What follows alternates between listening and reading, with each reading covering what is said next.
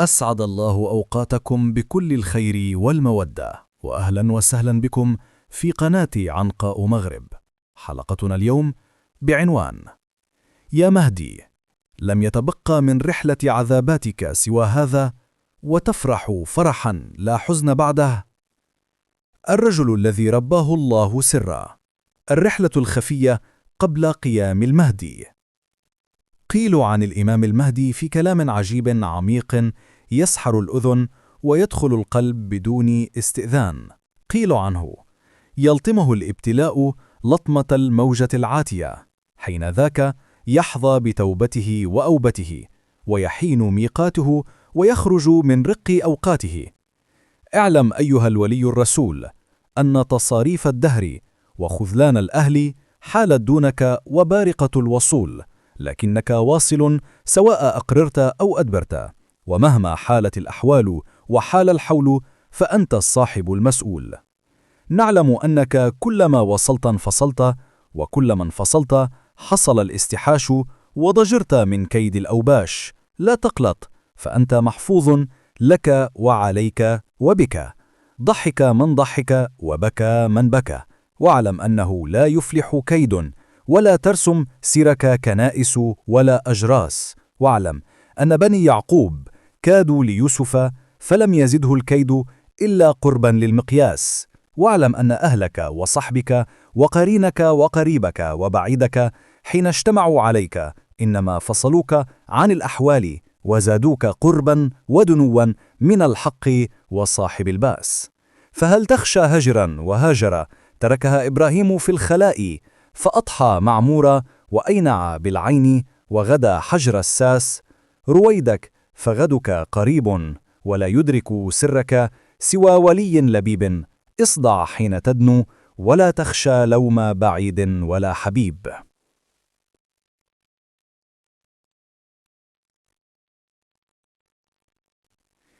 كان الحديث عن الرجل الموعود يبدأ دائما من لحظة لا يمكن الإمساك بها، لحظة تضرب القلب كما تضرب الموجة وجه صخرة واقفة منذ قرون.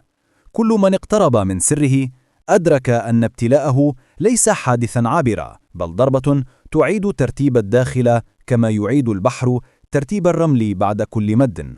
تلك اللطمة العاتية التي قيل أنها تلحقه ليست أذى، بل باب، وعندما يفتح الباب تتسرب إليه أنفاس الرجوع، وتتجه الروح إلى موضعها الأول بلا تردد. هناك فقط يبدأ ميقاته، ويتحرر من زمنه القديم، وكأن عمره كله كان مجرد تمهيد للحظة الانفصال عن قيود الوقت. لم يكن سر الرجل في قصته الظاهرة، بل في ذلك العمق الذي التقطه ابن عربي حين تحدث عن الختم الذي لا يستمد مادته من الأرواح ولا من سلاسل النور المتداولة بين العارفين، بل من مصدر لا تصل إليه يد أحد. هذا الانقطاع عن الوسائط هو الذي جعله أقرب إلى العجز في ظاهره وأقرب إلى الامتلاء في باطنه، وكأن الروح عنده تتغذى من جهة لا يصل إليها الإدراك، جهة لا تسمى ولا تحدد، لكنها تترك أثرا يشبه أثر النور إذا لامس شيئا لا يقبل الظل. الرجل الذي وصفه ابن عربي هو مزيج من طرفين متضادين، يعرف ولا يعرف، يبصر ولا يبصر، يشهد ولا يشهد، ليس تناقضا بل طبيعة تركيبه نفسه. فتركيبه الترابي يحجب عنه ما تعيه حقيقته الروحية، والروح فيه تعلم ما ينساه الجسد، والجسد يتعثر حيث تطير الروح. يعيش داخل هذا الصراع دون أن يطلب الخلاص منه، لأن الصراع في ذاته هو العلامة الأولى على اصطفائه. بهذا المعنى هو أقرب إلى إنسان يحمل سرين في وقت واحد، أحدهما يرفعه والآخر يثقل عليه. ويبدو أن هذا الثقل هو سر غربته، فهناك لحظات يقترب فيها من رتبته دون أن يدري، يشعر بها كوميض يقطع الظلمة لكنه لا يمكث، يشعر بقرب لا يعرف سببه، ويستقبل إشارات لا يمسك معناها، كأن ما يعرفه يمر عبره ولا يستقر في الوعي. وفي تلك الحالة الغريبة يتشكل داخله شعور بأن الله أقرب إليه مما يظن، لكن القرب لا يتحول إلى إدراك واضح، بل يبقى كهمس لا تكشفه اللغة. هذا التردد بين العلم والجهل هو الذي يصنع ذلك التوتر الدائم في حياته قبل الإصلاح، فباطنه يعرف وجهته بينما ظاهره يسير دون بوصلة، وحين يتقدم خطوة نحو الحقيقة يجره الجسد للخلف، وعندما يحاول الرجوع إلى الحياة العادية يسحبه الباطن إليه من جديد، وهكذا يتنقل بين حالين لا يجتمعان، فيظهر للناس كإنسان يبحث عن شيء لم يسمه بعد، بينما في داخله شيء يعرف الطريق ولا يعلن عنه. ولأنه لا يتلقى المدد من أرواح العارفين، فإن غربته أشد ومساره أكثر وحدة، فهو لا يشبه المريد الذي يفتح له الباب تدريجيا، ولا يشبه الولي الذي يتنقل بين المقامات بطمأنينة. هو شيء آخر، شيء تكون في منطقة بين النور والظل، لا يتلقى إشراقه من المشكاة التي تنير قلوب الأولياء، بل من جهة لا شرقية ولا غربية، يشبه زيتونة تنبت وحدها، لا ينسبها أحد إلى أرض ولا إلى هواء ولا إلى موسم. نورها يأتي من حيث لا تشير الأصابع، ولذلك يبقى أثرها غامضا على من ينظر إليها من الخارج، لكنه واضح عند من يقترب من داخلها.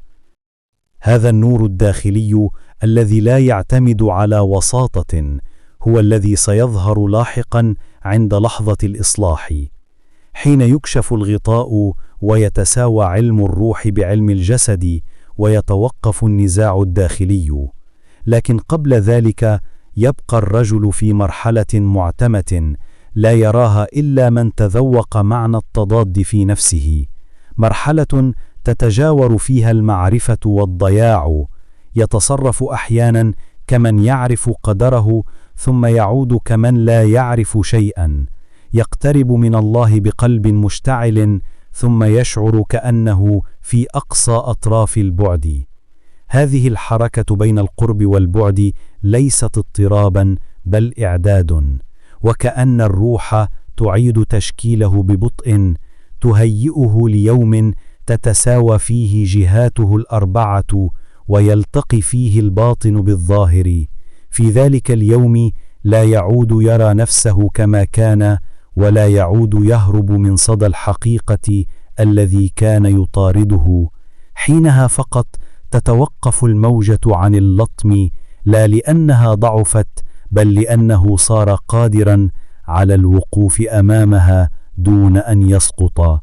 هذه الحركة بين القرب والبعد ليست اضطرابا بل إعداد، وكأن الروح تعيد تشكيله ببطء، تهيئه ليوم تتساوى فيه جهاته الأربعة ويلتقي فيه الباطن بالظاهر. في ذلك اليوم لا يعود يرى نفسه كما كان، ولا يعود يهرب من صدى الحقيقة الذي كان يطارده. حينها فقط تتوقف الموجة عن اللطم، لا لأنها ضعفت بل لأنه صار قادرا على الوقوف أمامها دون أن يسقط. كان كل ما يمر به الرجل قبل لحظة التحول يشبه تلك المرحلة التي يتغير فيها لون السماء قبل الفجر بقليل. لا يزال الظلام حاضرا، لكن الضوء يضغط عليه من الداخل. لا أحد يراه لكنه يحدث، وهذا تماما ما كان يجري في داخله. شيء يتحرك دون أن يعلن وجوده، طريقة خفية يعيد بها الله تشكيله وهو لا ينتبه إلا للأثر الذي يبقى في صدره بعد كل اهتزازا. كان يشعر بأن شيئا أكبر منه يراقب مساره، لا ليمسك بيده بل ليختبر إن كان قادرا على الوقوف وحده. فالمدد المباشر من الله لا يعني أن الطريق سهل، بل يعني أن كل خطوة فيها وزن لا يشارك فيه أحد، وأن كل ضعف يواجهه لا يجد فيه كتفا بشريا يسنده. وكلما حاول أن يتخلص من هذه المسؤولية الثقيلة عاد إليه الشعور ذاته أن طريقه لا يشبه طرق الآخرين، وأن ما ينتظره ليس مقاما يمنح بل حالة يبنى عليها وجود جديد بأكمله. ومع ذلك لم يشعر يوما بأنه مختارا ولا بأنه صاحب شأن. هذا التواضع القاسي لم يكن فضيلة مكتسبة، بل نتيجة لصراع داخلي بين قيمتين متناقضتين: قيمة الروح التي ترى ما لا يراه الناس، وقيمة الجسد الذي لا يحتمل الوزن. وبين هاتين القيمتين كان يتشكل وعيه بنفسه، لا وعي مبهر ولا وعي غافل، بل وعي مضطرب يتقدم خطوة نحو اليقين ثم يعود إلى الحيرة. الحيرة عنده لم تكن علامة ضعف، بل علامة صدق، لأنه لم يعرف نفسه إلا من خلال ما يمر عليه من صدمات داخلية، من ذلك الضغط الذي يشبه يدا خفية تضعه على صدره لتخبره أن الوقت لم يحن بعده. كان يتحرك في الحياة كمن يبحث عن نقطة التقاء بين عالمين، نقطة يعرف أنه سيصل إليها لكنه لا يعرف متى، وفي كل مرة يقترب منها ترتجع شيء ما في أعماقه، كأن الطريق يريده أن يتقوى أكثر. وكان يدرك من غير أن يصرح لنفسه أن هذا الصراع ليس عبثا، فالأحوال التي تجذبه بين الارتفاع والانخفاض كانت تبني فيه القدرة على حمل معنى لا يقال ولا يمكن تفسيره، معنى يتعلق بالعلاقة بين الإنسان وربه، وبين القلب وسره، وبين الروح ومصدرها. وكلما ظن أنه ابتعد عن هذا السر عاد إليه أثر خفي يعيد جذبه، وكلما حاول التمسك به هرب منه، كأن الله يربيه على أن الطريق إليه لا يمسك باليد بل يفتح بالقلب. وحين كان يعود من هذا الاضطراب إلى الناس يظهر في أعينهم عاديا بسيطا بلا علامة، ذلك أن سره لم يكن في الظاهر يوما، بل في تلك المنطقة التي تجمع بين قوته وضعفه، بين يقينه وشكه. هذا المزيج لم يكن يمكنه من الاستقرار، لكنه كان يمنحه شيئا أهمه: التحمل. فالتحمل في طريقه ليس خيارا بل شرطا، لأن ما يستقبل من نور مباشر يحتاج إلى قلب قادر على حمله دون أن ينكسر. ومع مرور الزمن بدأت روحه تكشف له شيئا لا يستطيع التعبير عنه، شيء يشبه الإحساس بأن الحياة ليست مجرد أحداث متتابعة، بل ترتيب دقيق لوضعه في المكان الصحيح. لم يعرف كيف يفسر هذا الشعور، لكنه كان موجودا في كل خطوة، حتى في الخطوات التي ظن أنها بلا معنى، كأنه كان يعيش داخل هندسة إلهية لا يرى خطوطها لكنه يشعر بتأثيرها. وفي لحظات كثيرة كان يتفاجأ بعمق يخرج منه فجأة، كأنه يطل من نافذة لا يعرف من فتحها، يتكلم بكلمات لم يتعلمها ويشعر بمعان لا مصدر لها في حياته اليومية، ثم يعود بعد ذلك إلى حاله الأولى فيتساءل كيف خرجت منه تلك الإشارات. هذا التردد بين الانفتاح والانغلاق عزز داخله إحساسا بأن الروح تسير في اتجاه والجسد يسير في اتجاه آخر، وأن اللحظة التي يجتمع فيها الاتجاهان ستكون بداية مسار لا يشبه ما قبله.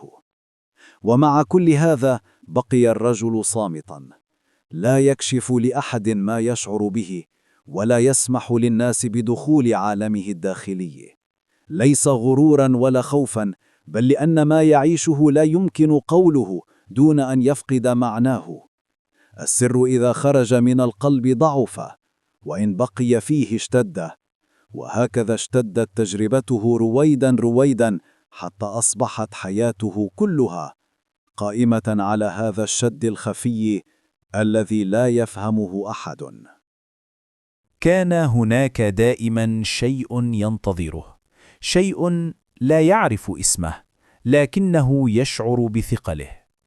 لم يكن انتظارا لحدث خارجي، بل انتظارا لنقطة يتحول عندها كل ما في داخله. كانت حياته قبل تلك النقطة أشبه بمرحلة يتكدس فيها المعنى دون أن يجد شكله، ويزداد الضوء دون أن يعرف طريقه إلى العلن.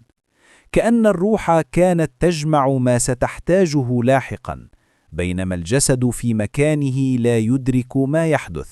وفي وسط هذا التراكم الصامت كان يشعر بأن داخله يتسع من غير سبب. هذا الاتساع لم يكن راحة، بل كان أحيانا مزعجا، كأنه مساحة تفتح فيه قبل أن يتعلم كيف يعيش بداخلها. ومع كل اتساع جديد كان يكتشف أنه لم يعد يرى الأشياء كما يراها الناس. التفاصيل الصغيرة التي يمر عليها الآخرون بلا انتباه كانت تهزه، والأحداث التي يعتبرها الناس بسيطة كانت تحدث فيه أثرا أطول من عمر اللحظة. كأنه كان يعيش بقلب مكشوف، يستقبل كل شيء بحدة لا يمكن تخفيفها. ومع ذلك لم يكن قادرا على تفسير هذه الحساسية العميقة، ولم يكن يعرف لماذا يتسلل إلى داخله إحساس ثقيل بأن كل ما يعيشه ليس إلا تمهيدا لشيء أكبر. ورغم أنه لم يكن يفكر في الأدوار ولا في المقامات ولا في التصنيفات، إلا أنه كان يعيش في داخله ما يشبه الإحساس بالمسؤولية التي لم تسلم إليه بعد. مسؤولية يشعر بها قبل أن يعرف مضمونها، ويتهيأ لها من غير أن يطلبها. وكان هذا الشعور يتجلى في الطريقة التي يرى فيها ضعفه، فهو لا يهرب من ضعفه، لكنه لا يستسلم له أيضا. يتألم منه ويصبر عليه، ويتعامل معه كجزء من تكوين لا يفترض التخلص منه. كأن الضعف عنده ليس سقوطا، بل اختبار لقدرة الروح على النهوض من ذات النقطة في كل مرة. وهذا النهوض اليومي المتكرر كان يربي فيه صلابة لا تظهر للناس لأنها لا تصنع ضجيجا، صلابة تبنى بصمت وتظل خفية إلى أن يحين وقت ظهورها. وفي الوقت نفسه كان يعيش ما يشبه الشعور بأن الله يقربه ثم يبعده، يعلمه ثم يتركه ليبحث، يفتح له نافذة ثم يعيد إغلاقها. هذا التذبذب لم يكن عقابا، بل كان تربية دقيقة، لأن من يتلقى العلم مباشرة بلا واسطة لا ينبغي أن يركن إلى نفسه ولا أن يظن أن الطريق مفتوح دائما. عليه أن يعرف قيمة الباب قبل أن يدخله، وأن يشعر بوزن النعمة قبل أن يحملها. وكلما اقترب من الحقيقة خطوة وضع أمامه حاجز جديد ليزداد وعيا بمعنى الاقتراب نفسه. وكان هذا الاقتراب يحدث داخله ببطء، مثل جذور تمتد في الأرض دون صوت، وكلما ازداد عمقها ازداد صمت الرجل، حتى صار الناس يرونه ساكنا، بينما داخله يعج بما لا يعرفون. كانوا يظنون أنه عادي، ليس لأنهم فشلوا في فهمه، بل لأن ما بداخله لم يكن يريد أن يرى بعد. فالظهور قبل الوقت يفسد المهمة، وامتلاء الروح قبل قيام الجسد يحطم الاتزان. ومع مرور السنوات أصبح يشعر بأن لحظة ما تقترب منه ليست لحظة مجد، بل لحظة كشف. كشف يربط ما كان في داخله بما سيكون في خارجه. تلك اللحظة التي تتوقف فيها الحيرة عن الدوران، ويتحول الاضطراب الذي لازمه سنوات طويلة إلى وضوح حاسم. وضوح لا يحدث دفعة واحدة، بل يحدث مثل انتشار ضوء يبدأ من نقطة صغيرة ثم يأخذ في التوسع حتى يملأ المكان.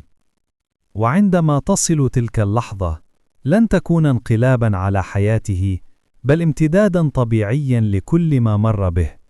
لن تفاجئه، لأنها تعيش فيه منذ زمن بعيد.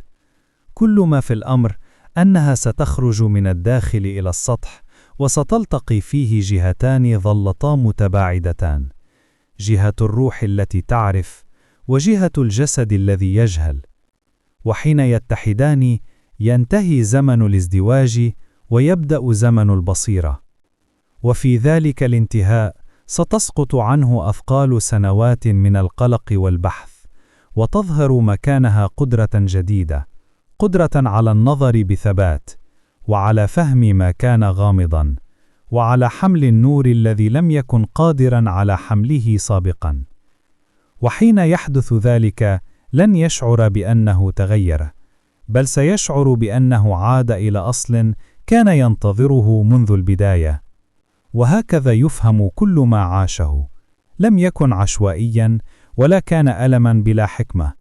كان إعدادا دقيقا لرجل سيقف يوما أمام موجة لم تعد قادرة على إسقاطه، لأنه أصبح هو نفسه صخرة جديدة، صخرة لم تولد صلبتها من القوة، بل من كل مرة انكسر فيها ثم نهض، من كل مرة ضل الطريق ثم عاد، ومن كل مرة ظن أنه بعيد بينما كان أقرب مما يظنه.